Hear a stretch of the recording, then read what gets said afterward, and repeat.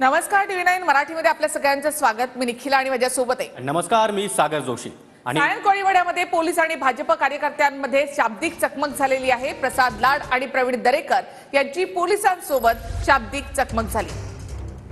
तर काँग्रेस कार्यकर्त्यांकडून मतदानांवर प्रभाव टाकल्याचा भाजपचा आरोप आहे आणि पोलिसांकडून काँग्रेस कार्यकर्त्यांना मदत, भाजपने हा गंभीर आरोप केला। आणि या संदर्भात अधिक बोलण्यासाठी स्वतः प्रवीण दरेकर आपल्यासोबत आहेत। दरेकरजी, आपलं स्वागत। सायन कोळीवाड्यामध्ये पोलीस आणि भाजप कार्यकर्त्यांमध्ये शाब्दिक चकमक, त्यामध्ये तुम्ही देखील पाहायला मिळता।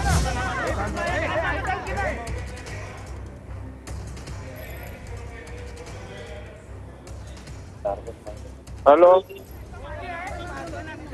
प्रवीणजी, नेमकं काय घडलं होतं? काय तुमची नेमकी वादावादी आम्ही झाली? त्या ठिकाणी मुंबईत बूथवर व्हिजिट करतोय। त्याचप्रमाणे सायन मतदारसंघाची जबाबदारी माझ्याकडे विशेष दिली होती, म्हणून मी सायन कोळीवाड्यामध्ये त्या ठिकाणी बूथला व्हिजिट करायला गेलो होतो। आणि त्यावेळेला एका बूथवर आम्ही त्या ठिकाणी जात असताना आम्हाला अडवण्यात आलं।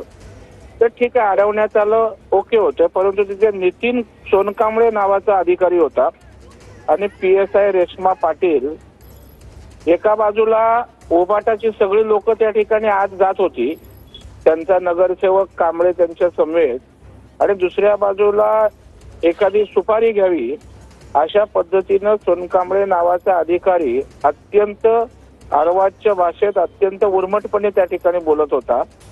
मी त्याला समजावलं, बाबा अधिकाऱ्यांनी वातावरण शांत करायचं असतं, परंतु ज्या पद्धतीनं तू बोलतोस, गुन्हा दाखल करतो, इकडे सांगतो तिकडे सांगतो, अशा पद्धतीनं त्या ठिकाणी आमची बाचाबाची झाली। आणि ते चालू असतानाच आतून मोठा लोंढा तिथल्या नगरसेवकासमवेत बाहेर आला। मग आता एका बाजूला आपण पोलीस म्हणून किंवा प्रशासन म्हणून दोघांनाही समान न्याय द्यायला पाहिजे ना, परंतु तिथली सगळी व्यवस्था त्या ठिकाणी काँग्रेसच्या दावणीला बांधल्यासारखी वाटली।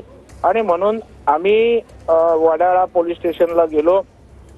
तिथे SCP धावार होते, सिनियर जाधव होते, त्यांनाही आमचे तक्रार त्या ठिकाणी दिले आणि आता त्याची चौकशी करतील, CCTV फुटेज तपासतील की आतमध्ये कोण गेले होते का, आणि ते गेले असेल तर आम्ही त्यांच्यावर सक्त कारवाई करायला लावू। धन्यवाद प्रवीणजी, तुम्ही आमच्याशी बोललात त्याबद्दल।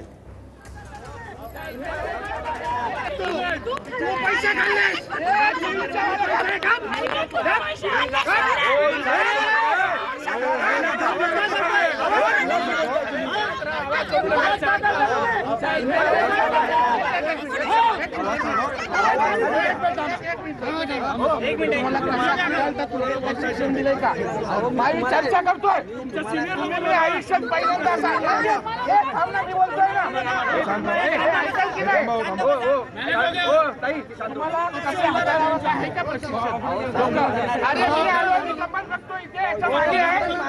काय पाहतोय 100 मीटरच्या बाहेर थांबा, एवढी गर्दी